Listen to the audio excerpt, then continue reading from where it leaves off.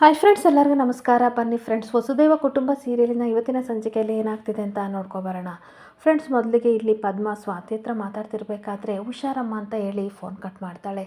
ಅಷ್ಟೊತ್ತಿಗೆ ಗೀತಾ ಬರ್ತಾಳೆ. ಅಮ್ಮ ಸ್ವಾತಿನ ಕಾಲ್ ಮಾಡಿದ್ದು ಏನಂತ ಹೇಳಿದ್ಲು ಅಂತ ಅಂದಾಗ ಹುಷಾರಾಗಿರಿ ಅಂತ ಹೇಳಿದ್ಲು ಅಂತ ಅನ್ಬೇಕಾದ್ರೆ, ಹೌದಮ್ಮ ನಾವು ಸ್ವಲ್ಪ ಎಚ್ಚರಿಸ್ಕೋಬೇಕು ಅಂತ ಮಾತಾಡ್ತಿರ್ಬೇಕಾದ್ರೆ ಡೋರ್ನ ಯಾರೋ ಟಕ್ ಮಾಡ್ತಾ ಇರ್ತಾರೆ. ಹಾಗೆ ಕಾಲಿಂಗ್ ಬೆಲ್ಲು ಪ್ರೆಸ್ ಆಗಿದ್ದನ್ನ ನೋಡ್ಬಿಟ್ಟು ಕುಮಾರ ಹೋಗಿ ಡೋರ್ ಓಪನ್ ಮಾಡಿದ್ರೆ ಪಶುಪತಿ ನಿಂತ್ಕೊಂಡಿರ್ತಾನೆ. ಪಶುಪತಿನ ನೋಡಿ ಇವರಿಗೆಲ್ಲ ಸ್ವಲ್ಪ ಶಾಕ್ ಆಗ್ತಿರ್ಬೇಕಾದ್ರೆ,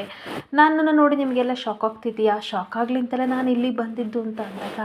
ನಿನಗೆ ಯಾರು ಎದ್ರೋರು ಅಂತ ಗೀತೆ ಹೇಳ್ತಿರ್ಬೇಕಾದ್ರೆ, ಪರವಾಗಿಲ್ಲ, ಇಷ್ಟು ದಿನ ನಿನ್ನ ತಂಗಿ ಮಾತ್ರ ಜೋರಾಗಿ ಮಾತಾಡ್ತಿದ್ಲು,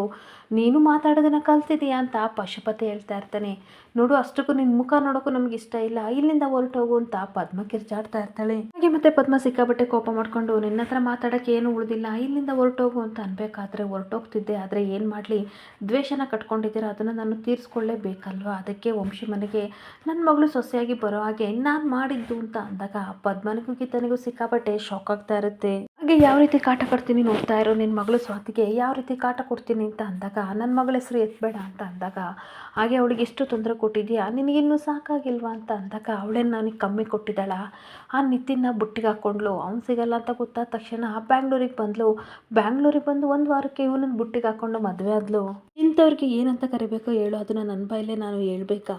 ನಿತಿನ್ ಶ್ರೀಮಂತ ಅಂತ ಬುಟ್ಟಿಗೆ ಹಾಕ್ಕೊಂಡ್ಲು, ಅವ್ನು ಸಿಗಲಿಲ್ಲ ಅಂತ ಅಂದಿದ್ದಕ್ಕೆ ಅದಕ್ಕಿಂತ ಶ್ರೀಮಂತ ಆಗಿರೋ ವಂಶಿನ ಮದುವೆ ಆಗಿದ್ದಾಳೆ, ಇಂಥವ್ರಿಗೆ ಮರ್ಯಾದೆ ಬೇರೆ ಕೊಡಬೇಕಾ ಅಂತ ಅಂದಾಗ ಪದ್ಮನಿಗೆ ಸಿಕ್ಕಾಬಟ್ಟೆ ಕೋಪ ಬರ್ತಾ ಇರುತ್ತೆ. ಹಾಗೆ ಇಷ್ಟು ದಿನ ಮನೆಯವ್ರನ್ನೆಲ್ಲ ಯಾಮಾರಿಸಿ ಹಾಗೆ ನಗ್ನಗ್ತಾ ಮಾತಾಡಿ ಎಲ್ಲರನ್ನೂ ಬುಟ್ಟಿಗೆ ಹಾಕ್ಕೊಟ್ಟಿದ್ಲು. ಆದರೆ ಇನ್ಮೇಲೆ ಆ ಮನೆಗೆ ನನ್ನ ಮಗಳೇ ಯಜಮಾನಿ, ಅವಳ ಜೊತೆಗೆ ನೀವು ಬುಟ್ಟಿ ಎಲ್ಲ ಕಟ್ಕೊಂಡು ಹಾಗೆ ಬಟ್ಟೆ ಎಲ್ಲ ಗಂಟು ಮುಟ್ಟೆ ಕಟ್ಕೊಂಡು ಇಲ್ಲಿಂದ ತೊಲಗಿ ಅಂತ ಅಂದಾಗ ಪದ್ಮನಿಗೆ ಸಿಕ್ಕಾಬಟ್ಟೆ ಕೋಪ ಬರ್ತಾ ಇರುತ್ತೆ. ಹಾಗೆ ಆ ಕಡೆ ಈ ಕಡೆ ನೋಡ್ತಾ ಇರ್ತಾಳೆ. ಅಲ್ಲಿ ಒಂದು ಕುಡ್ಲು ಸಿಗುತ್ತೆ, ಅದನ್ನು ತಗೊಂಡು ಅವನ ತಲೆನ ಕತ್ತರಿಸೋಕೆ ಅಂತ ಬರ್ತಾ ಇರಬೇಕಾದ್ರೆ, ಈ ಕಡೆ ಅವನು ಬಿಡಿಸ್ಕೊಳ್ಳೋಕೆ ಅಂತ ಹೋಗ್ತಿರ್ಬೇಕಾದ್ರೆ ಕುಮಾರ ಟೈಟಾಗಿ ಪಶುಪತಿ ಕೈನ ಹಿಡ್ಕೊಬಿಡ್ತಾನೆ. ಏ ಗೀತಾ, ನೀನಾರು ಹೇಳು, ನಿಮ್ಮ ಅಮ್ಮನ್ನ ಹಿಂದೆ ಸರಿಯಾಗಿ ಕೇಳು, ಮಚ್ಚು ತೊಗೊಂಡಿದ್ದಾರೆ ಅಂತ ಅಂದಾಗ, ಅವಳ ಜೊತೆ ಏನೋ ಮಾತಾಡ್ತಿದ್ದೆ, ನನ್ನ ಜೊತೆ ಮಾತಾಡು, ನನ್ನ ಮಗಳ ಬಗ್ಗೆ ಇನ್ನೊಂದು ಮಾತಾಡಿದ್ರೆ ನೀನು ಸುಮ್ಮನೆ ಬಿಡಲ್ಲ, ನಿನ್ನ ಮಗಳು ಆಚೆನ ಮದುವೆಗೆ ಏನಕ್ಕೆ ಬಂದಿದ್ದಾಳೆ ಅಂತ ನನಗೆ ತುಂಬ ಚೆನ್ನಾಗಿ ಗೊತ್ತು, ಆದರೆ ಆ ಮನೇಲಿ ನನ್ನ ಮಗಳಿಗೆ ಏನಾದ್ರು ತೊಂದರೆ ಕೊಟ್ಟರೆ ನೀನು ಸುಮ್ಮನೆ ಬಿಡ್ತೀನಿ ಅಂತ ಅನ್ಬೇಡ, ಇನ್ನೊಂದು ಮುಖನ ನೀನು ನೋಡಿಲ್ಲ, ನನ್ನ 4 ಜನ ಹೆಣ್ಮಕ್ಳ ಬಗ್ಗೆ ಕೆಟ್ಟದಾಗ ಮಾತಾಡಿದರೆ ಈ ಪದ್ಮ ಬೇರೆ ಮುಖನ ತೋರಿಸ್ಬೇಕಾಗುತ್ತೆ ಅಂತ ವಾರ್ನ್ ಮಾಡ್ತಿರ್ಬೇಕಾದ್ರೆ ಪಶುಪತಿ ಎದುರುಕೊಂಡು ಓಡೋಗ್ತಾ ಇರ್ತಾನೆ. ಏನೊಂದು ಕಡೆ ವಂಶಿ ಸ್ವಾತಿ ಹಾಜರಾಗಿನಿ ಎಲ್ಲರೂ ಸಹ ರೆಸ್ಟೋರೆಂಟ್ಗೆ ಊಟಕ್ಕೆ ಅಂತ ಬಂದಿರಬೇಕಾದ್ರೆ ವಂಶಿ ಹೇಳ್ತಾ ಇರ್ತಾನೆ, ಸ್ವಾತಿ ನಿನಗೆ ಏನು ಫುಡ್ ಇಷ್ಟ, ಇಲ್ಲಿ ಇಂಡಿಯನ್ ಇಟಾಲಿಯನ್ ಎರಡು ತುಂಬ ಚೆನ್ನಾಗಿರುತ್ತೆ ಅಂತ ಅಂದಾಗ, ನೀವೇನು ತಗೋತಿರೋ ನನಗೆ ಅದನ್ನೇ ಕೊಡಿಸಿ ಅಂತ ಅನ್ಬೇಕಾದ್ರೆ ರಾಗಿಣಿ ಹೇಳ್ತಾ ಇರ್ತಾಳೆ, ನನಗೆ ಇಟಾಲಿಯನ್ ಫುಡ್ ಬೇಕು ಅಂತ ಅಂದಾಗ, ಅಜಯ್ ನಿಮಗೇನು ಬೇಕು ಅಂತ ಅಂದಾಗ, ನನಗೆ ಇಡ್ಲಿ ವಡೆ ಸಾಂಬಾರೆಲ್ಲ ಡಿಪ್ ಮಾಡಿರಬೇಕು, ಹಾಗೆ ಸ್ಟ್ರಾಂಗ್ ಆಗಿರೋ ಟೀ ಬೇಕು ಅಂತ ಅಂದಾಗ, ಈ ಕಡೆ ರಾಗಿಣಿ ಕೋಪ ಮಾಡಿಕೊಂಡು, ಏನು ಅಜಯ್ ಇದೇನು ರೋಡ್ ಸೈಡ್ ಊಟಲ್ಲ, ಈ ರೀತಿ ಎಲ್ಲ ಕೇಳ್ತಿದ್ದೀರಲ್ಲ, ಅದೆಲ್ಲ ಇಲ್ಲಿ ಸಿಗಲ್ಲ ಅಂತ ಅಂದಾಗ, ಓಕೆ ರಾಗಿಣಿ, ಹಾಗಾದರೆ ನೀನೇನು ತಿಂತೀಯ ಅದನ್ನು ನನಗೂ ಆರ್ಡರ್ ಮಾಡು ಅಂತ ಹೇಳ್ತಾ ಇರ್ತಾನೆ. ಏನೊಂದು ಕಡೆ ವಂಶ ಹೇಳ್ತಾ ಇರ್ತಾನೆ, ನನಗೊಂದು ಸ್ಮಾಲ್ ಮೀಡಿಯಮ್ ಆಗಿರೋದೊಂದು ಪಿಜ್ಜಾ ತೊಗೊಬನ್ನಿ ಅಂತ ಅಂದಾಗ, ಈ ಕಡೆ ವೇಟರ್ ಎಲ್ಲನೂ ತಂದು ರೆಡಿ ಮಾಡಿ ಫುಡ್ನ ಕೊಡ್ತಾರೆ. ಇನ್ನೊಂದು ಕಡೆ ತುಂಬ ಖುಷಿಯಿಂದ ವಂಶಿ ಸ್ವಾತಿಗೆ ಹೇಳ್ತಾ ಇರ್ತಾನೆ, ಪಿಜ್ಜಾ ಜೊತೆಗೆ ಇನ್ನೊಂದು ನಾನು ಆರ್ಡರ್ ಮಾಡ್ತೀನಿ, ತಿನ್ನಬೇಕು ಅಂತ ಅಂದಾಗ, ಮತ್ತೇನು ಬೇಡ, ನನಗೆ ಅದೆಲ್ಲ ಇಷ್ಟ ಇಲ್ಲ, ಪಾಸ್ತಾ ಗೀಸ್ತಾ ಎಲ್ಲ ಬೇಡ ಅಂತ ಅನ್ಬೇಕಾದ್ರೆ, ಇಲ್ಲ ತುಂಬ ಲಾಂಗ್ ಟೈಮ್ ಆದಮೇಲೆ ನಾವು ಹೊರಗಡೆ ಬಂದಿದ್ದೀವಿ, ನಾನು ಏನು ತಿಂತೀನಿ ಅದು ನೀನು ತಿನ್ನಲೇಬೇಕು ಅಂತ ಅನ್ಬೇಕಾದ್ರೆ ಸರಿ ಅಂತ ಸ್ವಾತಿ ಖುಷಿಯಿಂದ ಹೇಳ್ತಾ ಇರ್ತಾಳೆ. ಅಷ್ಟೊತ್ತಿಗೆ ಮನೆಯಿಂದ ಅಮ್ಮ ಕಾಲ್ ಮಾಡ್ತಿರ್ಬೇಕಾದ್ರೆ, 1 ನಿಮಿಷ ಇಂಪಾರ್ಟೆಂಟ್ ಕಾಲ್ ಬರ್ತಿದೆ, ಮಾತಾಡ್ಕೊ ಬರ್ತೀನಿ ವಂಶಿ ಅವರೇ ಅಂತ ಹೇಳಬೇಕಾದ್ರೆ, ಪಿಜ್ಜಾ ಆರೋಗುತ್ತೆ, ಫಸ್ಟು ತಿನ್ನು ಸ್ವಾತಿ ಅಂತ ಹೇಳ್ತಾ ಇರ್ತಾನೆ. ಇಲ್ಲ ಬೇಗ ಬರ್ತೀನಿ ಅಂತ ಬಂದುಬಿಟ್ಟು, ಅಮ್ಮ ಹೇಳಿ ಅಂತ ಅಂದಾಗ, ಎಲ್ಲಿದೆಯಾ, ಈ ಥರ ಪಶುಪತಿ ಮನೆಗೆ ಬಂದಿದ್ದ ಅಂತ ಪದ್ಮ ಹೇಳ್ತಾ ಇದ್ದರೆ ಇವಳಿಗಂತೂ ಸಿಕ್ಕಾಪಟ್ಟೆ ಶಾಕ್ ಆಗ್ತಾ ಇರುತ್ತೆ. ಯಾವಾಗ ಬಂದಿದ್ದಮ್ಮ, ನನಗೊಂದು ಮಾತು ಹೇಳ್ಬಾರ್ದು, ಬಂದಿದ್ದರೆ ನಾನು ಅವ್ರಿಗೆ ಗ್ರಹಚಾರ ಬಿಡಿಸ್ತಿದ್ದೆ ಅಂತ ಅಂದಾಗ, ನಾನು ಏನು ಸುಮ್ಮನೆ ಬಿಟ್ಟಿಲ್ಲ, ಅವನಿಗೆ ಗ್ರಹಚಾರ ಬಿಡಿಸಿ ಕಳಿಸಿದ್ದೀನಿ,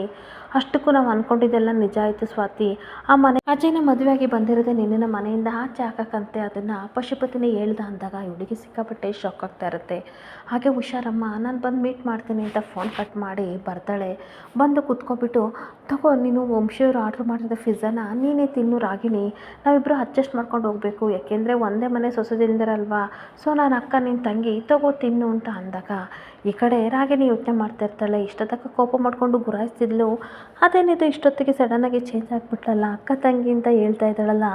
ಏನಾದರೂ ಗೋಲ್ಮಾಲ್ ಮಾಡ್ತಿದ್ದಾಳ ಅಂತ ರಾಗಿಣಿ ಯೋಚನೆ ಮಾಡ್ತಾ ಇದ್ದರೆ ಅಜಯ್ ಹೇಳ್ತಾ ಇರ್ತಾನೆ, ಬಾಬಿ ನನಗಂತೂ ಸಿಕ್ಕಾಬಟ್ಟೆ ಖುಷಿ ಆಗ್ತಿದೆ, ನೀವೆಲ್ಲಿ ರಾಗಿಣಿನ ಒಪ್ಕೊಳ್ಳಲ್ಲ ಅಂತ ಅನ್ಕೊಬಿಟ್ಟಿದ್ರೆ, ಆದರೆ ನಿಜ ನೀವು ಒಪ್ಕೊಂಡ್ರಲ್ಲ, ಐ ಆಮ್ ಸೋ ಹ್ಯಾಪಿ ಅಂತ ಹೇಳ್ತಾ ಇರ್ತಾನೆ. ಹಾಗೆ ವಂಶಿ ಹೇಳ್ತಾ ಇರ್ತಾನೆ, ಸ್ವಾತಿ ಆ ಥರ ಅಲ್ಲ, ಅವಳ ಮೈಂಡ್ ತುಂಬ ಮೆಚೂರ್ ಆಗಿದೆ, ಅವಳು ಮೆಚೂರಾಗಿ ಬಿಹೇವ್ ಮಾಡ್ತಾಳೆ ಅಂತ ಅಂದಾಗ, ಹಾಗೆ ರಾಗಿಣಿ ಸಹ ಅಜ್ಜಿ ತಾತನ್ನ ತುಂಬ ಅಡ್ಜಸ್ಟ್ ಮಾಡ್ಕೊಂಡಿದ್ದಾಳೆ, ಅರ್ಥ ಮಾಡ್ಕೊಂಡಿದ್ದಾಳೆ, ಜೀವನ ಚೆನ್ನಾಗಿರುತ್ತೆ ಬಿಡು ಅಜಯ್, ಡೋಂಟ್ ವರಿ ಅಂತ ಹೇಳ್ತಾ ಇದ್ರೆ, ರಾಗಿಣಿ ಮಾತ್ರ ಏನು ಹೇಳು ಸ್ವಾತಿ, ನೀನೇನೋ ಸ್ಕೆಚ್ ಹಾಕೊಂಡಿದ್ದೀಯ ಅಂತ ನನಗೆ ತುಂಬ ಚೆನ್ನಾಗಿ ಗೊತ್ತು, ನೀನು ಖಂಡಿತ ಬದಲಾಗಿಲ್ಲ ಕಣೆ ಅಂತ ಕಣ್ಣೆಲ್ಲ ಗುರಾಯಿಸ್ತಾ ಇರ್ತಾಳೆ. ಅಷ್ಟೊತ್ತಿಗೆ ಅಜಯ್ ವಾಶ್ರೂಮ್ಗೆ ಹೋಗ್ಬರ್ತೀನಿ ಅಂತ ಹೋಗ್ತಾ ಇರ್ತಾನೆ. ಇನ್ನೊಂದು ಕಡೆ ಮನೇಲಿ ಅಜ್ಜಿ ತಾತನಿಗೆ ದುರ್ಗಾ ಹಾಲು ತೊಗೊಬಂದ್ಬಿಟ್ಟು ಕುಡೀರಿ ಅತ್ತೆ ಮಾವ ಅಂತ ಹೇಳ್ತಾ ಇರಬೇಕಾದ್ರೆ, ದುರ್ಗಾ ಏನು ಗೊತ್ತಾ, ನಿನ್ನ ಮಗ ಹೇಳ್ದಲ್ಲೇ ಕೇಳ್ದಲ್ಲೇ ಮದುವೆಯಾಗಿ ಬಂದಿದ್ದಾನೆ, ನಿನಗೇನು ಬೇಜಾರಿಲ್ಲ ತಾನೆ ಅಂತ ಅಂದಾಗ, ಬೇಜಾರಾಗಿದೆ, ಆದರೆ ಏನು ಮಾಡಲಿ, ಅವನು ಇಷ್ಟಪಟ್ಟು ಹುಡುಗಿನ ಮದುವೆ ಆಗಿದ್ದಾನಲ್ಲ, ಒಟ್ಟಾರೆ ಅವನು ಖುಷಿಯಾಗಿರಲಿ ಅನ್ನೋದೇ ನನ್ನ ಆಸೆ ಅಂತ ದುರ್ಗಾ ಹೇಳ್ತಾ ಇರ್ತಾಳೆ. ಹಾಗೆ ಅವಾಗ ನೀವು ಮದುವೆ ಬೇಡ ಅಂತ ಹೇಳಿದಾಗ ಅಜಯ್ ತುಂಬ ಡಿಪ್ರೆಷನ್ಗೆ ಹೋಗಿದ್ದ, ಆದರೆ ನಿಮಗೆ ಗೊತ್ತಾಗ್ತಿರ್ಲಿಲ್ಲ ಅಷ್ಟೇ, ನನಗೆ ತುಂಬ ಸಂಕಟ ಆಗ್ತಿತ್ತು.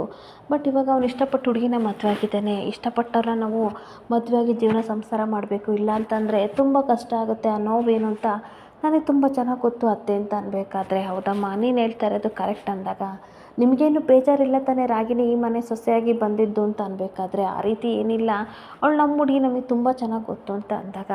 ನೋಡ್ತಾ ಇರಿ ಮನೆ ಯಾವ ಮಟ್ಟಕ್ಕೆ ತಗೊಂಡು ಹೋಗ್ತಾಳೆ, ಇವಾಗಿನ ಸ್ವಾತಿ ಅವಳು ಜಗಳ ಮಾಡ್ಕೊಂಡಿದ್ದಾರೆ, ಆದರೆ ಖಂಡಿತ ಅವರಿಬ್ಬರು ಒಂದಾಗ್ತಾರೆ, ರಾಗಿಣಿ ಬುದ್ಧಿವಂತಿಕೆಯಿಂದ ಎಲ್ಲ ಸರಿ ಹೋಗುತ್ತೆ ಅಂತ ಅಂದಾಗ, ಹೌದಮ್ಮ ಚಿಕ್ಕ ವಯಸ್ಸಿಂದಲೂ ಸಹ ರಾಗಿಣಿನ ನೋಡಿದ್ದೀವಿ, ಅವಳಿಗೆ ಪಶುಪತಿ ಬುದ್ಧಿ ಬಂದಿಲ್ಲ ಅಂತ ನನಗೆ ತುಂಬ ಚೆನ್ನಾಗಿ ಗೊತ್ತು, ನಮ್ಮನ್ನು ಪ್ರೀತಿ ಗೌರವದಿಂದ ಕಾಣ್ತಾಳೆ, ನನಗೂ ಸಹ ನಂಬಿಕೆ ಇದೆ ಅವಳ ಮೇಲೆ ಅಂತ ಅಂದ್ಬಿಟ್ಟು, ಅಜ್ಜಿ ಬನ್ನಿ ತುಂಬ ಟೈಮ್ ಆಯಿತು ಮಲ್ಕೊಳ್ಳಿ ಅಂತ ತಾತನಿಗೆ ಹೇಳ್ತಾ ಇರ್ತಾರೆ. ಹಾಗೆ ಮತ್ತೆ ಭವಾನಿ ಅಜ್ಜಿ ಹೋಗ್ತಾ ಇರಬೇಕಾದ್ರೆ ದುರ್ಗಾ ಕರೆದ್ಬಿಟ್ಟು, ನಿಜವಾಗ್ಲೂ ನಿಮಗೆ ಬೇಜಾರಿಲ್ಲ ತಾನೆ, ಇವಾಗಲಾದರೂ ಅರ್ಥ ಆಯ್ತಾ ಏನಕ್ಕೆ ಅಜಯ್ ರಾಗಿಣಿನ ಮದುವೆಯಾಗಿ ಬಂದಿದ್ದಾನೆ ಅಂತ ಅಂದಾಗ,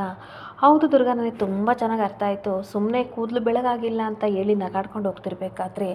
ಅಲ್ಲ ಇವ್ರು ಏನು ಹೇಳ್ತಿದ್ದಾರೆ ಅಂತ ಈ ಕಡೆ ದುರ್ಗನ್ಗೆ ಟೆನ್ಷನ್ ಆಗ್ತಾ ಇರುತ್ತೆ. ಹಾಗೇನೊಂದು ಕಡೆ ಅಜಯ್ ಬಾತ್ರೂಮಿಗೆ ಬಂದು ಸಿಕ್ಕಾಬಟ್ಟೆ ಖುಷಿಯಿಂದ, ಓ ಮೈ ಗಾಡ್ ನನಗೆಷ್ಟು ಖುಷಿ ಆಗ್ತಿದೆ, ನಾನು ಇಷ್ಟಪಟ್ಟು ಹುಡುಗಿನ ಮದುವೆಯಾಗಿ ಮನೆಗೆ ಕರ್ಕೊಬಂದಿದ್ದೀನಿ, ಇನ್ನೇನು ಬರೀ ಸೆಟ್ಲ್ ಆಗೋದು ಒಂದೇ ಇರೋದು, ಹೇಗಿದ್ರು ಬಾಬಿ ಒಪ್ಕೊಂಡಿದ್ದಾರೆ ಅಂತ ಖುಷಿಯಿಂದ ವಾಶ್ರೂಮಿಂದ ಹೊರಗಡೆ ಹೋಗ್ತಿರ್ಬೇಕಾದ್ರೆ, ಮುಂಬೈನ ದಾದ ಬರ್ತಾನೆ, ಬಂದ್ಬಿಟ್ಟು ಏನು ಅಜಯ್ ಸೆಟ್ಲ್ ಆಗೋ ಪ್ಲ್ಯಾನ್ ಮಾಡಿದ್ದೀಯಾ, ನಿನ್ನ ಬಗ್ಗೆ ನನಗೆ ತುಂಬ ಚೆನ್ನಾಗಿ ಗೊತ್ತು ಅಂತ ಅಂದಾಗ, ಅಜಯ್ ಸಿಕ್ಕಾಪಟ್ಟೆ ಟೆನ್ಷನ್ ಮಾಡಿಕೊಂಡು, ಅಯ್ಯೋ ದಾದಾ ನೀವೇನಕ್ಕೆ ಇಲ್ಲಿಗೆ ಬಂದ್ರಿ ಅಂತ ಕೇಳ್ತಿರ್ಬೇಕಾದ್ರೆ, ದಾದಾ ಹೇಳ್ತಾ ಇರ್ತಾರೆ, ಮುಂಬೈಯಿಂದ ಇಲ್ಲಿ ಬಂದ ತಕ್ಷಣ ನೀನೇನು ಬೇಕಾದರೂ ಮಾಡ್ಬೋದು ಅಂತ ಅಂದ್ಕೊಂಡಿದ್ದೀಯಾ, ಎಲ್ಲ ಕಡೆ ನಮ್ಮ ಹುಡುಗರು ಇದ್ದಾರೆ, ನನ್ನ ಕಣ್ ತಪ್ಪಿಸಿ ನೀನೇನು ಮಾಡೋಕ್ಕಾಗಲ್ಲ ಅಂತ ವಾರ್ನ್ ಮಾಡ್ತಾ ಇರ್ತಾರೆ. ಹಾಗೆ ಇಲ್ಲಿಗೆ ಬಂದು ಏನು ಮಾಡ್ತಿದ್ಯಾ ಅಂತ ನನಗೆ ತುಂಬ ಚೆನ್ನಾಗಿ ಗೊತ್ತು ಅಂತ ಅಂದಾಗ, ಅದು ಆಗಲ್ಲ ದಾದಾ ನಾನೇ ಕಾಲ್ ಮಾಡಬೇಕು ಅಂತ ಅಂದ್ಕೊಂಡಿದ್ದೆ ಅಂತ ಅಂದಾಗ, ಹೌದಪ್ಪ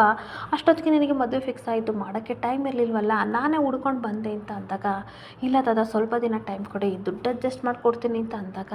ಹೌದು ಇದನ್ನೇ ಫೋನಲ್ಲಿ ಹೇಳಕ್ಕೆ ಏನಾಯಿತು, ನಾನು ಫೋನ್ ಕಾಲ್ ಮಾಡಿದ್ರು ಏನಕ್ಕೆ ರಿಸೀವ್ ಮಾಡಲಿಲ್ಲ ಅಂತ ಬೈತಾ ಇರ್ತಾರೆ. ಹಾಗೆ ಇಲ್ಲಿಗೆ ಬಂದುಬಿಟ್ಟು ನನ್ನ ದುಡ್ಡನ್ನೆಲ್ಲ ಸೆಟಲ್ ಮಾಡ್ತೀಯಾ ಅಂತ ಅಂದ್ಕೊಂಡಿದ್ರೆ, ಇಲ್ಲಿ ನೋಡ್ಕೊಂಡ್ರೆ ಮದುವೆ ಆಗ್ಬಿಟ್ಟು ಆರಾಮಾಗಿ ಎಂಜಾಯ್ ಮಾಡ್ತಿದ್ದೀಯಾ, ಹಾಗಾದರೆ ನಿನಗೆ ನನ್ನ ಭಯನೇ ಇಲ್ವಾ ಅಂತ ಕಾಲರ್ ಪಟ್ಟಿ ಹಿಡ್ಕೊಂಡು ಅಜಯ್ನ ಎದುರಿಸ್ತಾ ಇರ್ತಾರೆ. ಹಾಗೆ ನೋಡಿ ದಾದಾ ಪ್ಲೀಸ್ ಆಯಿತಾ, ನನಗೆ ಸ್ವಲ್ಪ ಟೈಮ್ ಕೊಡಿ, ಎಲ್ಲ ಸೆಟಲ್ ಮಾಡ್ತೀನಿ ಅಂತ ಅಂದಾಗ, ಇದು ನಿನಗೆ ಕೊನೆ ಚಾನ್ಸು, ಇದು ಲಾಸ್ಟ್ ಚಾನ್ಸ್ ಕೊಡ್ತಾ ಇದ್ದೀನಿ, ನೀನು ಸೆಟಲ್ ಮಾಡಲಿಲ್ಲ ಅಂದರೆ ನನ್ನ ಬಗ್ಗೆ ಗೊತ್ತಲ್ವಾ ಅಂತ ಅನ್ಬೇಕಾದ್ರೆ,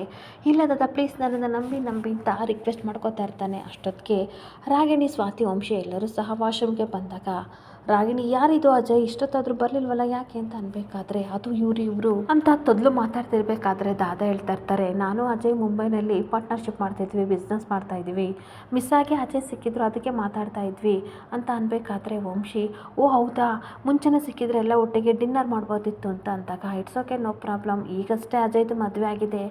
ಫ್ಯಾಮಿಲಿಗೆ ಡಿನ್ನರ್ ಬಂದಿದ್ದೀರಾ, ಫ್ಯಾಮಿಲಿ ಎಲ್ಲರೂ ಖುಷಿಯಾಗಿ ಊಟ ಮಾಡ್ಕೊಂಡು ಹೋಗಿ ನೆಕ್ಸ್ಟ್ ಟೈಮ್ ಮೀಟ್ ಆಗೋಣ, ಬರ್ತೀನಿ ಅಜಯ್ ಅಂತ ಕಣ್ಣಲ್ಲೇ ಸನ್ನೆ ಮಾಡಿ ಹೋಗ್ತಾ ಇದ್ರೆ, ಇವನಿಗೆ ಸಿಕ್ಕಾಬಟ್ಟೆ ಟೆನ್ಷನ್ ಆಗ್ತಾ ಇರುತ್ತೆ. ಹಾಗೇನೊಂದು ಕಡೆ ಮನೇಲಿ ಪದ್ಮ ಮತ್ತು ಗೀತಾ ಇಬ್ಬರು ತರಕಾರಿ ಕಟ್ ಮಾಡ್ತಿರ್ಬೇಕಾದ್ರೆ, ಅಮ್ಮ ಸ್ವಲ್ಪ ಈರುಳ್ಳಿ ಪಾತ್ರೆ ಕೊಡಿ ಅಂತ ಹೇಳ್ತಾ ಇದ್ರೆ, ಪದ್ಮ ಮತ್ತೇನೋ ಯೋಚನೆ ಮಾಡ್ತಾ ಇರ್ತಾಳೆ. ಹಾಗೆ ಅಜ್ಜಿ ಹೇಳ್ತಾ ಇರ್ತಾರೆ, ಪದ್ಮ ನಿನ್ನ ತಲೆಯಲ್ಲಿ ಏನು ಓಡ್ತಿದೆ ಅಂತ ನನಗೆ ತುಂಬ ಚೆನ್ನಾಗಿ ಗೊತ್ತು, ಆ ಪಶುಪತಿ ಮನೆಗೆ ಬಂದು ಬೇರೆ ವಾರ್ ಮಾಡ್ದ, ಹಾಗೆ ಸ್ವಾತಿನ ಮನೆಯಿಂದ ಆಚೆ ಹಾಕ್ತೀನಿ ಅಂತ ಹೇಳ್ದ, ಇದೆಲ್ಲ ಗೊಂದಲಗಳಿಂದ ನಿನ್ನ ತಲೆ ಕೆಟ್ಟಿದೆ ಅಲ್ವಾ ಅಂತ ಕೇಳ್ತಾ ಇರ್ತಾಳೆ. ಹೌದು ಅತ್ತೆ ನೀವು ಹೇಳ್ತಿರೋದು ಕರೆಕ್ಟು, ಆ ಪಶುಪತಿ ಆಡ್ತಿರೋ ಒಂದೊಂದು ಮಾತು ನೆನೆಸ್ಕೊಂಡ್ರೆ ನನಗೆ ಭಯ ಆಗ್ತಿದೆ, ನಮ್ಮ ಸ್ವಾತಿ ಹೇಳ್ದಲೇ ಕೇಳ್ದಲೇ ಮದುವೆ ಆದಳು, ಆದರೆ ಒಳ್ಳೆ ಹುಡುಗನ ಸೆಲೆಕ್ಟ್ ಮಾಡ್ಕೊಂಡಿದ್ದಾಳೆ, ಎಲ್ಲಿ ಆ ಮನೆಯಿಂದ ಆಚೆ ಬರ್ತಾಳೆ ಅನ್ನೋ ಭಯ ನನ್ನನ್ನು ಕಾಡ್ತಿದೆ ಅಂತ ಅನ್ಬೇಕಾದ್ರೆ ಗೀತಾ ಹೇಳ್ತಾ ಇರ್ತಾಳೆ, ಆ ರೀತಿಯಲ್ಲಿ ಹೆದರ್ಕೋಬೇಡಿ, ನಮ್ಮ ಸ್ವಾತಿ ಬಗ್ಗೆ ನಮಗೆ ತುಂಬ ಚೆನ್ನಾಗಿ ಗೊತ್ತು, ಆ ರಾಗಿಣಿಗೆ ಹೋಗಿ ಹೆದರ್ಕೋತಾಳ, ಸಮಾಧಾನ ಮಾಡ್ಕೊಳ್ಳಿ ಅಂತ ಹೇಳ್ತಾ ಇರ್ತಾಳೆ. ಇಷ್ಟೊತ್ತಿಗೆ ಕುಮಾರ ಕುಣ್ಕೊಂಡು ಬರ್ತಿರ್ಬೇಕಾದ್ರೆ, ಮಾವ ಕಾಲಿಗೆ ಏನಾಯಿತು ಏನು ಕುಣ್ತಾ ಇದ್ದೀರಾ ಅಂತ ಅಂದಾಗ, ಅಯ್ಯೋ ಇಲ್ಲೇ ವಾಕ್ ಮಾಡೋಣ ಅಂತ ಹೋದೆ, ಕಾಲಿಗೆ ಮುಳ್ಳು ಚುಚ್ಚಿತು ಗೀತಾ ಅಂತ ಅಂದಾಗ, ಅಜ್ಜಿ ಬೈತಾ ಇರ್ತಾರೆ, ವಾಕ್ ಮಾಡಬೇಕಾದ್ರೆ ಸ್ಲಿಪ್ಪರ್ ಆದರೂ ಹಾಕೊಂಡು ಹೋಗ್ಬೇಕಲ್ವೇನೋ ಕುಮಾರ, ಅಷ್ಟು ದಡ್ಡನೇನೋ ಅಂತ ಅಂದಾಗ, ಸುಮ್ಮನೆ ಇರು ಅಜ್ಜಿ, ಸುಮ್ಮನೆ ಆಚೆಯಿಂದ ಹೋಗದೆ ವಾಕ್ ಮಾಡೋಣ ಅಂತ ಹೋಗ್ತಾ ಇದ್ದೆ, ಸಡನ್ನಾಗಿ ಚುಚ್ಚಿಬಿಡ್ತು, ನನಗೇನು ಗೊತ್ತು ದಾರಿಲಿ ಮುಳ್ಳಿದೆ ಅಂತ ಅಂದಾಗ, ಸರಿ ಮುಳ್ಳು ತೆಗಿಯೋಕ್ಕೆ ಪಿನ್ನಲ್ಲಿ ತೆಗಿ ಅಂತ ಅನ್ಬೇಕಾದ್ರೆ, ಇಲ್ಲಪ್ಪ ನಾನು ಪಿನ್ನಲ್ಲಿ ತೆಗಿಯಲ್ಲ, ನನಗೆ ಭಯ ಆಗುತ್ತೆ ಅಂತ ಗೀತೆ ಹೇಳ್ತಿರ್ಬೇಕಾದ್ರೆ ಪದ್ಮ ಹೇಳ್ತಾ ಇರ್ತಾಳೆ, ಮುಳ್ಳಿಂದಲೇ ತೆಗಿಬೇಕು ಅಂತ ಅಂದಾಗ, ಇವಾಗ ಮುಳ್ಳೆಲ್ಲಿ ತರೋಕ್ಕಾಗುತ್ತೆ ಅತ್ತೆ, ಹೋಗಿ ಸೂಜಿ ತಗೋಬಾ ಗೀತಾ ಅಂತ ಅನ್ಬೇಕಾದ್ರೆ, ನಿನ್ನ ಬಗ್ಗೆ ಎಲ್ಲ ಮಾತಾಡ್ತಿರೋದು ಆ ಪಶುಪತಿ ರಾಗಿಣಿ ಬಗ್ಗೆ ಮಾತಾಡ್ತಿದ್ದೀನಿ, ಅವರು ಸ್ವಾತಿ ತೊಂದರೆ ಕೊಡಬೇಕಂತ ಬಂದಿದ್ದಾರೆ, ಆದರೆ ನಾವು ಹೆದರ್ಕೋಬಾರ್ದು, ಇಷ್ಟು ದಿನ ನಾವು ಹೆದ್ರ್ಕೊಂಡು ಸಹಿಸ್ಕೊಂಡಿದ್ವಿ, ಈಗ ತಿರುಗೇಟ್ ಕೊಡಲೇಬೇಕು, ಸ್ವಾತಿಗೆ ಎಲ್ಲ ಸಪೋರ್ಟು ಇದೆ, ಹೇಗಾದರೂ ಮಾಡಿ ಅವರಿಗೆ ಬುದ್ಧಿ ಕಲಿಸ್ಬೇಕು ಅಂತ ಹೇಳ್ತಾ ಇರ್ತಾಳೆ. ಗೀತಾ ಹೇಳ್ತಾ ಇರ್ತಾಳೆ, ಅಮ್ಮ ನೀವೇನು ಮಾತಾಡ್ತಿದ್ದೀರಾ ಒಂದು ಅರ್ಥ ಆಗ್ತಿಲ್ಲ ಅಂತ ಅಂದಾಗ, ಮುಂದೆ ನಿನಗೆಲ್ಲ ಅರ್ಥ ಆಗುತ್ತೆ, ನೀನು ನೋಡ್ತಾ ಇರೋ ಗೀತಾ ಅಂತ ಪದ್ಮ ಹೇಳ್ತಾ ಇರ್ತಾಳೆ. ಇನ್ನೊಂದು ಕಡೆ ರಾಗಿಣಿ ಕೆಲಸದವರಿಗೆ ಸರಿಯಾಗಿ ಕ್ಲೀನ್ ಮಾಡಿ ಎಷ್ಟೊಂಥರ ಧೂಳಿದೆ ಅಂತ ಹೇಳಿ ಮನೆ ಕ್ಲೀನ್ ಮಾಡ್ತಿರ್ಬೇಕಾದ್ರೆ ದುರ್ಗಾ ಬರ್ತಾಳೆ. ಏನೋ ನಡೆಸ್ತಿದೆಯಾ ರಾಗಿಣಿ ಅಂತ ಅಂದಾಗ, ಅತ್ತೆ ಮನೆ ತುಂಬ ಧೂಳಿದೆ ಅದಕ್ಕೆ ಕ್ಲೀನ್ ಮಾಡಿಸ್ತಿದ್ದೀನಿ ಅಂತ ಅನ್ಬೇಕಾದ್ರೆ, ಏನು ಧೂಳ ಎಲ್ಲಿದೆ ರಾಗಿಣಿ ಅಂತ ಅನ್ಬೇಕಾದ್ರೆ ಅಜ್ಜಿನೂ ಸಹ ಬರ್ತಾ ಇರ್ತಾರೆ. ಅಜ್ಜಿನೇ ನೋಡಿಬಿಟ್ಟು, ಅತ್ತೆ ಮನೆ ತುಂಬ ಧೂಳು ಇದ್ದೇ ಇದೆ ನೋಡ್ತಿಲ್ವಾ ಅಂತ ಅಂದಾಗ, ಹೌದು ಚೆನ್ನಾಗಿ ಕ್ಲೀನ್ ಮಾಡಿಸು ಅಂತ ಹೇಳ್ತಾ ಇರ್ತಾಳೆ. ಅಷ್ಟೊತ್ತಿಗೆ ಅಜ್ಜಿ ಬರ್ತಾರೆ, ಏನು ಅತ್ತೆ ಸೊಸೆ ಇಬ್ಬರು ಏನು ಮಾತಾಡ್ತಿದ್ದೀರಾ ಅಂತ ಅಂದಾಗ, ಏನಿಲ್ಲ ನೋಡಿ ರಾಗಿಣಿ ಮನೆ ಸೊಸೆಯಾಗಿ ಬಂದು ಎಷ್ಟು ಜವಾಬ್ದಾರಿನ ತೊಗೊಂಡಿದ್ದಾಳೆ, ನಾನು ಡೀಪ್ ಕ್ಲೀನ್ ಮಾಡಿಸ್ಬೇಕಂತ ಅಂದ್ಕೊಂಡಿದ್ದೆ, ಆದರೆ ಇವಳೇ ಎಲ್ಲ ಮಾಡಿಸ್ತಿದ್ದಾಳೆ, ಒಳ್ಳೆ ಕೆಲಸ ಮಾಡಿಸ್ತಿದ್ಯಾ ರಾಗಿಣಿ ಅಂತ ಅನ್ಬೇಕಾದ್ರೆ ಅಷ್ಟೊತ್ತಿಗೆ ಸ್ವಾತಿ ಎಲ್ಲರಿಗೂ ಮಂಗಳಾರತಿನ ತೊಗೊಬರ್ತಾ ಇರ್ತಾಳೆ. ಹಾಗೆ ಮಂಗಳಾರತಿನ ತೊಗೊಂಡು ಈ ಕಡೆ ರಾಗಿಣಿ ಹೇಳ್ತಾ ಇರ್ತಾಳೆ, ಅಲ್ಲ ನಿನಗೇನು ಗೊತ್ತಾಗಲ್ಲ ಸ್ವಾತಿ, ಮನೆ ತುಂಬ ಇಷ್ಟು ಗಲೀಜಿದೆ, ಇದನ್ನು ಕ್ಲೀನ್ ಮಾಡ್ಸೋಕ್ಕೆ ನಾನೇ ಬರಬೇಕಿತ್ತ ಅಂತ ಅನ್ಬೇಕಾದ್ರೆ ದುರ್ಗಾ ಹೇಳ್ತಾ ಇರ್ತಾಳೆ, ಪಾಪ ಅವಳು ಯಾವ ಕೆಲಸ ಅಂತ ಮಾಡ್ತಾಳೆ, ಇವಾಗ ನೀನು ಬಂದಿದೆಯಲ್ಲ ಎಲ್ಲ ನೋಡ್ಕೊ ಅಂತ ಅಂದಾಗ, ಈ ಡಸ್ಟ್ ಅಲರ್ಜಿ ನನಗೆ ಆಗಲ್ಲ, ಸೊ ಹಂಗಾಗಿ ಎಲ್ಲ ಕಡೆ ನಾನು ಕ್ಲೀನ್ ಮಾಡ್ತಿದ್ದೀನಿ ಅಂತ ರಾಗಿಣಿ ಹೇಳ್ತಿರ್ಬೇಕಾದ್ರೆ ಸ್ವಾತಿ ನಗಾಡ್ಕೊಂಡು ಹೇಳ್ತಾ ಇರ್ತಾಳೆ, ಒಟ್ಟಾರೆ ಮನೆ ಕ್ಲೀನ್ ಆಗಿರಬೇಕು, ಅದನ್ನು ಯಾರು ಮಾಡಿಸಿದ್ರೇನು ಅಲ್ವಾ ರಾಗಿಣಿ ಅಂತ ಅಂದಾಗ ಅವಳಿಗಂತೂ ಸಿಕ್ಕಾಪಟ್ಟೆ ಕೋಪ ಬರ್ತಾ ಇರುತ್ತೆ. ರಾಗಿಣಿ ಸ್ವಾತಿ ಹತ್ರ ಬಂದ್ಬಿಟ್ಟು, ಹೊರಗಿನ ಕಸ ಅಂತಂದ್ರೆ ಏನು ಅಂತ ನಿನಗೆ ತುಂಬ ಚೆನ್ನಾಗಿ ಅರ್ಥ ಆಗಿರ್ಬೇಕಲ್ವಾ ಅಂತ ನಗಾಡಬೇಕಾದ್ರೆ ಅಷ್ಟೊತ್ತಿಗೆ ಪದ್ಮ ಬರ್ತಾಳೆ. ನೋಡು ನಿಮ್ಮಮ್ಮ ಬಂದರು ಅಂತ ಅಂದ್ಬಿಟ್ಟು ನಿಮಗೆ 100 ವರ್ಷ ಆಯಸ್ಸು ಅಂತ ಅಂದಾಗ ಅವಳು ಮಂಗಳಾರತಿ ತಗೊಂಡು ತನ್ನ ಮಗಳ ಮುಖನ ನೋಡಿ ಖುಷಿ ಪಡ್ತಿರ್ಬೇಕಾದ್ರೆ, ಬನ್ನಿ ಪದ್ಮ ಅವರೇ ಕುಡಿಯೋಕೆ ಏನು ತಗೋತೀರಾ ಅಂತ ಅಂದಾಗ, ನನಗೇನು ಬೇಡ ಅಮ್ಮ, ರಾಗಿಣಿನ ಮಾತಾಡ್ಸಕ್ಕೆ ಬಂದೆ ಅಂತ ಅಂದಾಗ ಇವಳು ಸ್ವಲ್ಪ ಶಾಕ್ ಆಗ್ತಾ ಇರುತ್ತೆ. ಈ ಪದ್ಮ ಹೇಳ್ತಾ ಇರ್ತಾರೆ, ನೋಡು ರಾಗಿಣಿ, ನೀನು ನನಗೆ ಮಗಳಿದ್ದಂಗೆ, ಹಿಂದೆ ಏನಾಯ್ತು ಅದನ್ನೆಲ್ಲ ಮರೆತು ಮುಂದೆ ಎಲ್ಲರೂ ಚೆನ್ನಾಗಿರೋಣ, ಎಲ್ಲರೂ ನಮ್ಮ ಮನೆಗೆ ಊಟಕ್ಕೆ ಬನ್ನಿ, ಅದಕ್ಕೆ ಕರೆಯೋಕ್ಕೆ ಬಂದೆ ಅಂತ ಅಂದಾಗ ಅಷ್ಟೊತ್ತಿಗೆ ಅಜಯ್ ಮತ್ತು ವಂಶಿ ಇಬ್ಬರು ಏನೋ ಆಫೀಸ್ ಬಗ್ಗೆ ಮಾತಾಡ್ಕೊ ಬರ್ತಾ ಇರ್ತಾರೆ. ವಂಶಿ, ಅಮ್ಮ ಇವಾಗ ಬಂದ್ರ ಅಂತ ಅಂದಾಗ, ರಾಗಿಣಿನೂ ಅಜಯ್ನೂ ಊಟಕ್ಕೆ ಕರೆಯಕ್ಕೆ ಬಂದೆ, ಜೊತೆಗೆ ನೀವು ಬರಬೇಕು ಅಂತ ಅಂದಾಗ, ಇಷ್ಟು ಪ್ರೀತಿಯಿಂದ ಕರೆದಿದ್ದೀರಾ ನಾವು ಬರ್ತೀವಿ ಅಂತ ಅಂದಾಗ, ಈ ಕಡೆ ಅಜಯ್ನ ನೋಡಿ, ನಿನ್ನ ಹೆಂಡ್ತಿ ಮಾತ್ರ ಕರೆದಿದ್ದೀನಿ, ನಿನ್ನನ್ನು ಕರೆದಿಲ್ಲ ಅಂತ ಅನ್ಕೋಬೇಡ ಕಣಪ್ಪ, ನೀನು ಹೆಂಡ್ತಿ ಕರ್ಕೊಂಡು ಬರಲೇಬೇಕು ಅಂತ ಅಂದಾಗ, ಪರವಾಗಿಲ್ಲ ಅಮ್ಮ, ರಾಗಿಣಿ ಕರೆದ್ರು ಒಂದೇ, ನನ್ನ ಕರೆದ್ರು ಒಂದೇ, ಖಂಡಿತ ಬರ್ತೀವಿ ಅಂತ ಅಂದಾಗ ಪದ್ಮ, ಸರಿ ಎಲ್ಲರೂ ಬನ್ನಿ ಕಾಯ್ತಾ ಇರ್ತೀವಿ ಅಂತ ಹೋಗ್ತಾ ಇರ್ತಾಳೆ. ಹಾಗೆ ಎಲ್ಲರೂ ತನ್ನ ಪಾಡಿಗೆ ತಾನು ಕೆಲಸ ಮಾಡೋಕೆ ಹೋಗ್ತಿರ್ಬೇಕಾದ್ರೆ ಸ್ವಾತಿ ಕಿವಿ ಹತ್ರ ಬಂದ್ಬಿಟ್ಟು ರಾಗಿಣಿ ಹೇಳ್ತಾ ಇರ್ತಾಳೆ, ನೋಡ್ದಾ ನಿಮ್ಮಮ್ಮ ನನಗೆ ಎದ್ರುಕೊಂಡು ಕಾಂಪ್ರಮೈಸ್ ಆಗಿ ಪ್ರೀತಿಯಿಂದ ಊಟಕ್ಕೆ ಕರೆಕ್ಟ್ ಬಂದಿದ್ದಾರೆ, ಇನ್ನೇನಿದ್ರು ನೀನೊಬ್ಬಳು ನನ್ನಿಂದ ದೂರ ಆಗೋದಿರೋದು, ನೋಡು ನೀನೇನು ಮಾಡ್ತೀಯಾ ಅಂತ ಹೇಳ್ತಾ ಇರ್ತಾಳೆ. ಹಾಗೆ ನನ್ನ ಕಡೆ ಸ್ವಾತಿ ಕೋಪ ಮಾಡ್ಕೊಂಡು ಬರ್ತಿರ್ಬೇಕಾದ್ರೆ ವಂಶಿ, ನನಗೆ ಗೊತ್ತು ನಿಮ್ಮಮ್ಮ ಊಟಕ್ಕೆ ಕರೆದ್ರಲ್ಲ ಅದಕ್ಕೆ ನಿನಗೆ ಕೋಪ ಬಂದಿದೆ ಅಲ್ವಾ ಅಂತ ಅಂದಾಗ, ಮತ್ತು ಆ ರಾಗಿಣಿ ಕಂಡ ನನಗೆ ಮೊದಲೇ ಆಗಲ್ಲ, ಅದರಲ್ಲೂ ನನ್ನ ಮಗಳು ಥರ ಅಂತ ಹೇಳಿದ್ರಲ್ಲ ಕೋಪ ಬರಲ್ವಾ ಅಂತ ಅಂದಾಗ, ನಿಮ್ಮಮ್ಮ ತುಂಬ ಒಳ್ಳೆಯರು, ನಿಮ್ಮಪ್ಪ ತುಂಬ ಒಳ್ಳೆಯರು, ನೀನು ಯಾಕೆ ಈ ರೀತಿ ಯಾವಾಗಲೂ ಸಿಡುಕ್ಮೂತಿ ಸಿದ್ದಮುತ್ತರ ಮುಖ ಊದಿಸ್ಕೋತೀಯ ಅಂತ ಅಂದಾಗ ಗುರಾಯಿಸ್ತಾ ಇರ್ತಾಳೆ. ನನ್ನ ಪಾಡಿ ನಾನು ಸುಮ್ಮನೆ ಬಿಟ್ಬಿಡಿ, ತಲೆ ಕೆಟ್ಟೋಗಿದೆ ಅಂತ ಅಂದಾಗ, ಇದಕ್ಕೊಂದು ಮಾತಿದೆ ಕಣೆ, ಮೊದಲನೇ ಮಗುನ ನಾವಿರ್ತೀವಂತೆ, ಎರಡನೇ ಮಗುನ ಜಾತ್ರೆಯಿಂದ ತರ್ತಾರಂತೆ, ಮೂರನೇ ಮಗುನ ಧಾನ್ಯ ಕೊಟ್ಟು ತಗೋತಾರಂತೆ, ಹಾಗಾದರೆ ನೀನು ಜಾತ್ರೆ ಸಿಕ್ಕಿರೋಳಲ್ವೇನೆ ಅಂತ ಅಂದಾಗ ತುಂಬ ಕೋಪ ಮಾಡ್ಕೊಂಡು ಗುರಾಯಿಸ್ಕೊಂಡು ವಂಶ ಮುಖನ ನೋಡ್ತಾ ಇದ್ದರೆ ಅವನು ಸಿಕ್ಕಾಬಟ್ಟೆ ನಗಾಡ್ತಾ ಇರ್ತಾನೆ. ಇಲ್ಲಿಗೆ ಸಂಚಿಕೆ ಎಂಡ್ ಆಗ್ತಿದೆ. Thank you for the watching friends.